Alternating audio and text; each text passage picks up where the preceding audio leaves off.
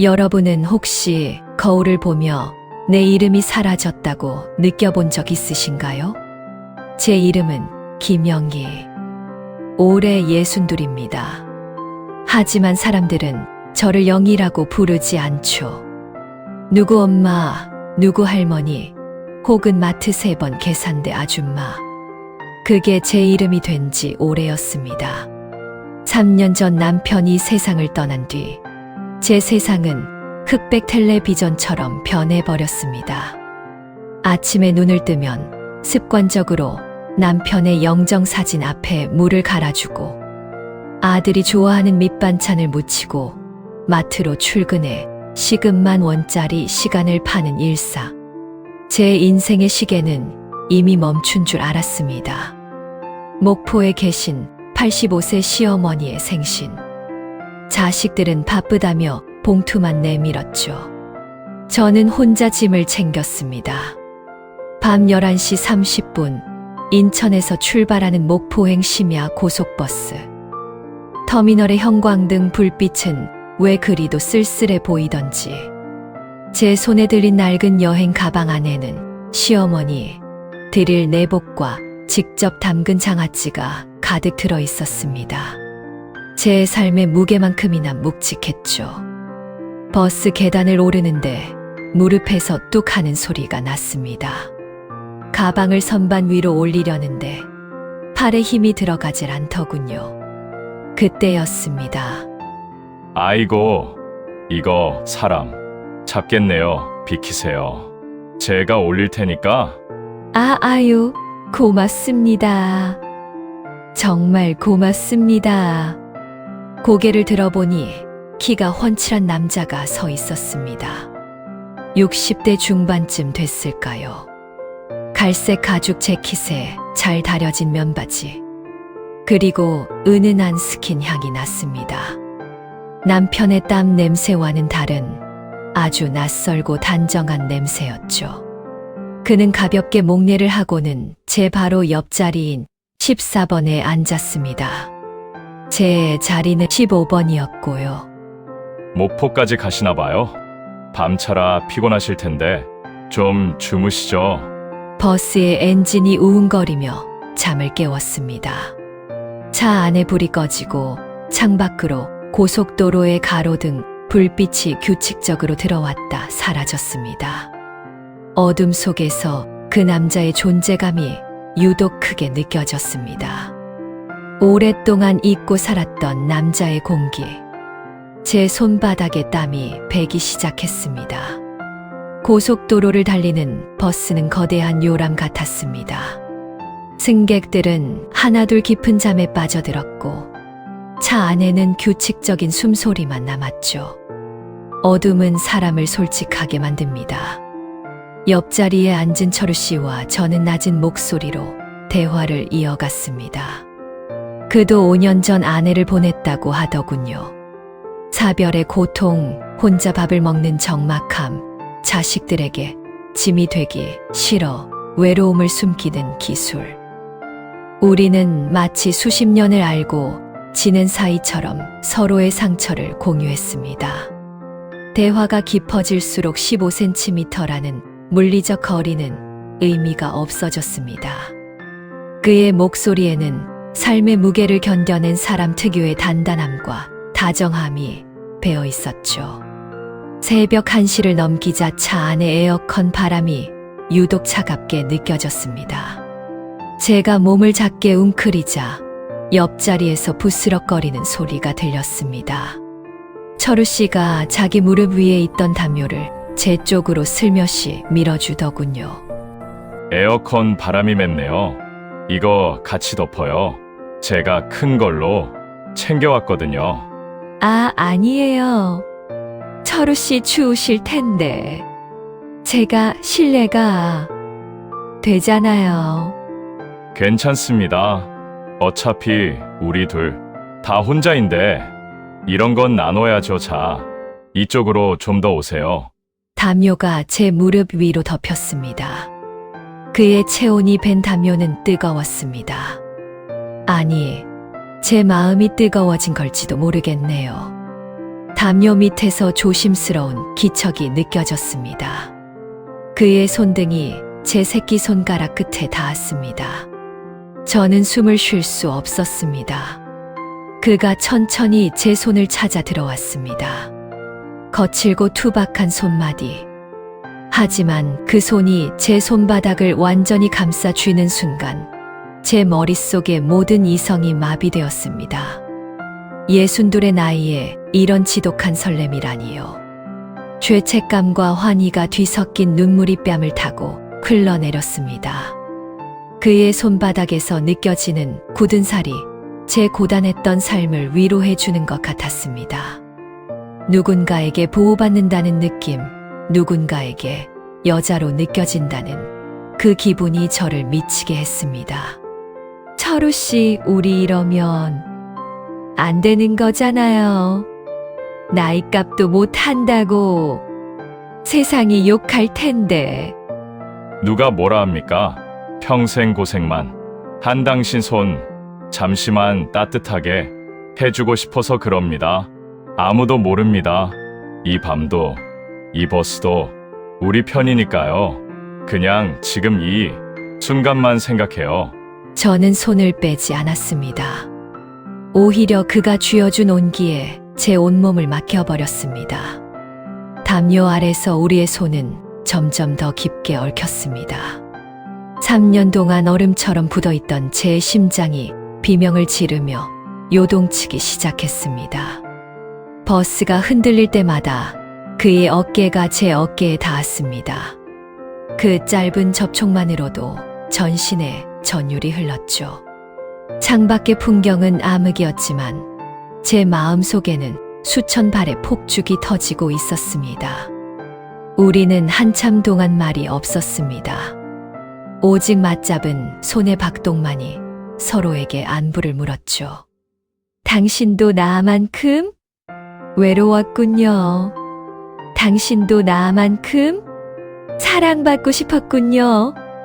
그 무언의 대화가 그 어떤 유창한 고백보다 깊었습니다. 자식들의 얼굴, 남편의 영정사진, 마트의 소음. 그 모든 것들이 버스 창밖에 어둠 속으로 멀어져 갔습니다. 오직 지금 이 좁은 좌석 위에 우리만이 존재할 뿐이었습니다.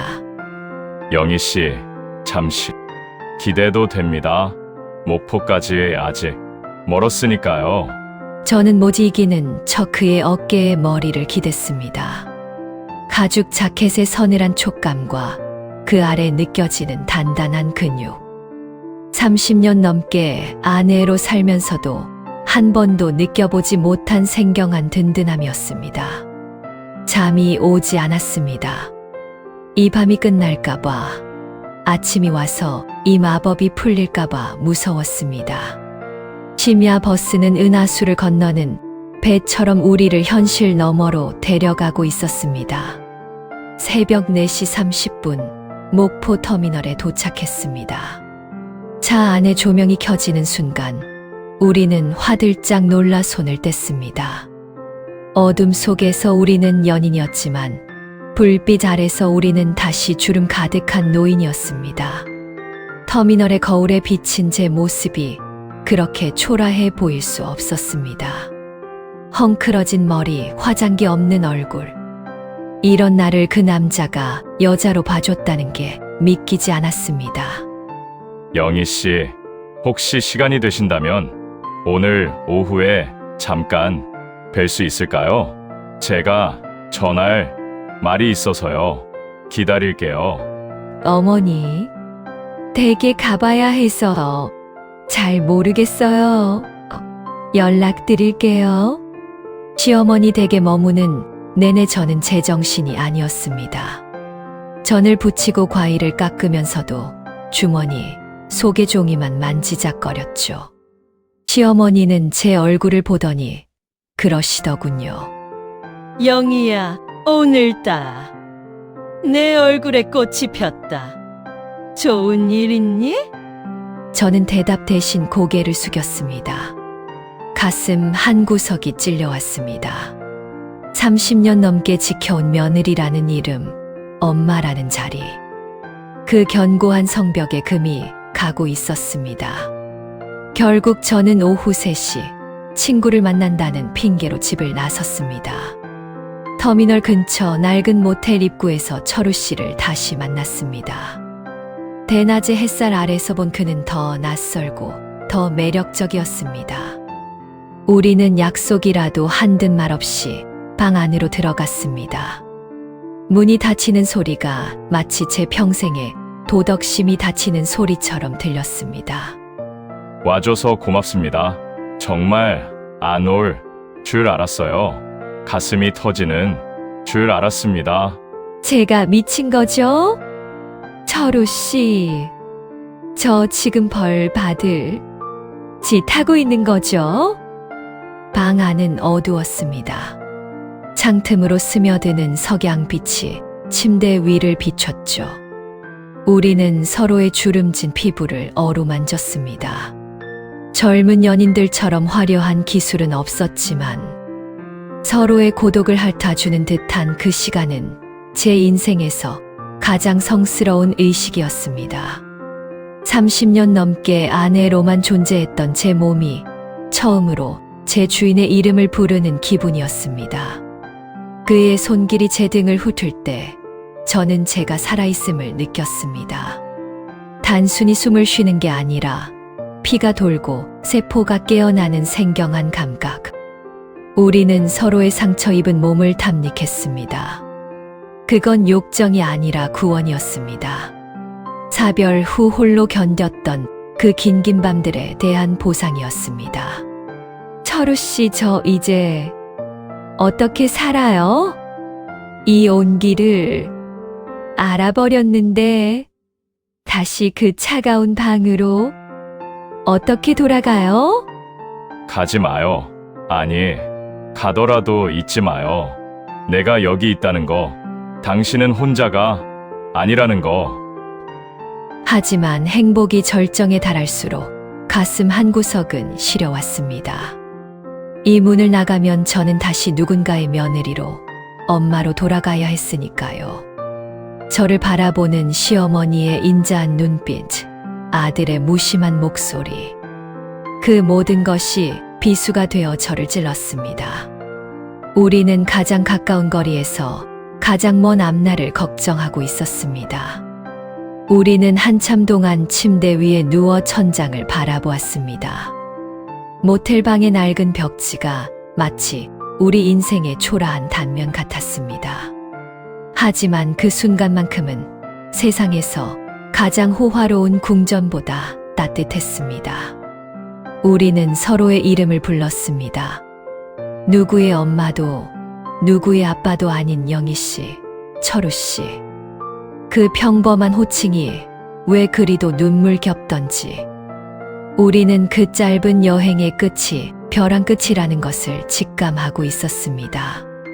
비밀은 모래알 같아서 손을 꽉 쥘수록 빠져나갔습니다. 인천으로 돌아온 뒤 제 휴대폰은 비밀의 함이 되었습니다. 철우 씨와 나누는 문자가 제 유일한 숨구멍이었죠. 하지만 비밀은 오래가지 못했습니다. 어느 주말 집에 들른 아들이 제 휴대폰에 뜬 철우 씨의 메시지를 보고야 말았습니다. 영희 씨, 전주에서 기다릴게요. 보고 싶습니다. 엄마, 이게 뭐야? 강철우가 누구야? 이 나이에 바람이라도 피우는 거야? 아버지 돌아가신 지 얼마나 됐다고? 아들, 그런 거 아니야. 그냥 친구야 같은 처지끼리 위로 좀 한 거야. 친구, 보고 싶다는 얘 친구야? 창피하게 정말. 내 체면은 생각 안 해? 애들이 할머니 뭐라고 생각하겠어? 엄마, 제발 나이값 좀 해. 다 늙어서. 이게 무슨 추태야? 나이값, 추태. 그 단어들이 가슴을 후벼 팠습니다. 자식들에게 저는 그저 밥해주는 기계, 손주 봐주는 보모여야 했습니다.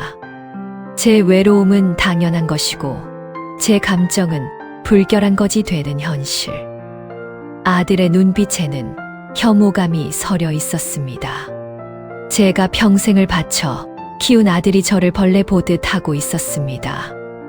아들이 나간 뒤 저는 방바닥에 주저앉아 통곡했습니다. 제가 뭘 그리 잘못했나요? 사람으로 살고 싶었던 게, 누군가의 따뜻한 손길이 그리웠던 게 그렇게 큰 죄인가요? 경제적인 문제도 저를 옥죄었습니다.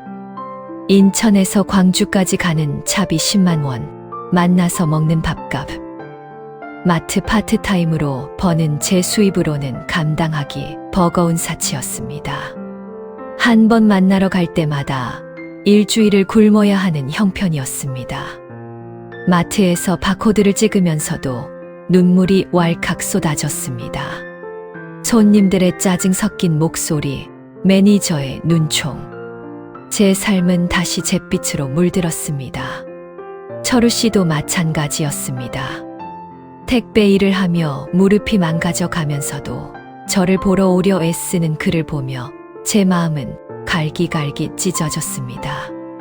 영희 씨, 제가 이번 달에는 좀 힘들 것 같네요. 무릎이 너무 부어서 운전을 못 하겠어요. 미안합니다. 내가 못나서. 철우 씨, 우리 그만해요, 자식들. 눈치 보는 것도, 돈 걱정하는 것도. 이제 너무 지쳐요. 우리 인연은 그 야간 버스에서 끝났어야 했나 봐요. 우리는 행복할 자격이 없나 봐요. 저는 철우 씨의 번호를 지웠습니다. 자식들의 비난과 가난이라는 현실 앞에 제 사랑은 너무나 무력했습니다. 한 달 동안 밥도 못 먹고 누워만 있었습니다. 남편을 잃었을 때보다 더 지독한 상실감이 저를 덮쳤습니다. 그래, 이게 내 팔자지. 무슨 영화를 보겠다고. 그렇게 다시 저를 죽이며 살기로 결심했습니다. 매일 밤 거실의 낡은 소파에 앉아 멍하니 텔레비전을 보았습니다. 화면 속의 화려한 세상은 저와는 아무 상관없는 이야기였습니다. 자식들은 제가 다시 착한 엄마로 돌아온 줄 알고 안도하더군요. 하지만 제 아내 영희는 매일 비명을 지르며 죽어가고 있었습니다. 철우 씨의 그 따뜻한 손등, 버스의 그 엔진 소리, 그 모든 것이 환상이었던 것처럼 저를 괴롭혔습니다. 그렇게 1년이 흘렀습니다. 제 삶은 다시 흑백으로 돌아간 듯 했죠. 하지만 어느 날 거울 속에 제 눈동자가 너무나 죽어 있다는 걸 깨달았습니다. 남은 인생이 20년일지 30년일지 모르는데 자식들 비위 맞추다 죽을 순 없어. 저는 용기를 내어 다시 철우 씨에게 전화를 걸었습니다. 그는 기다렸다는 듯 전화를 받더군요. 우리는 재혼이나 동거라는 무거운 틀을 버렸습니다. 자식들에게 인정받으려 애쓰지도 않았죠. 대신 우리는 우리만의 방식을 찾았습니다. 2달에 한 번 중간 지점인 전주에서 만나는 겁니다. 영희 씨, 여전히 고우시네요. 보고 싶었습니다. 철우 씨 보러 오는데 신경 좀 썼죠, 우리? 오늘도 행복할까요? 우리는 전주 한옥마을의 좁은 골목을 나란히 걷습니다. 젊은 연인들처럼 팔짱을 끼지는 않지만 어깨가 살짝 닿는 그 온기만으로도 충분합니다. 우리는 이제 압니다. 매일 함께 있지 않아도 세상 어딘가에 나를 영희야라고 불러줄 단 한 사람이 있다는 것이 삶을 얼마나 찬란하게 만드는지. 여러분, 인생의 황혼은 끝이 아니라 새로운 계절의 시작입니다. 나이 때문에, 자식 때문에 여러분의 가슴 속 불꽃을 끄지 마세요. 인연은 생각지도 못한 야간 버스 뒷자리에서 여러분을 기다리고 있을지 모릅니다. 제 이름은 김영희. 이제 저는 누구의 엄마도 할머니도 아닌 철우 씨의 소중한 연인으로 살아갑니다. 이 행복을 여러분과 나누고 싶습니다. 오늘 밤 여러분의 심장 소리에 귀 기울여 보세요. 아직 늦지 않았습니다. 인생의 막차인 줄 알았는데 제 인생은 이제 막 출발한 심야 버스였습니다. 시청해 주셔서 감사합니다.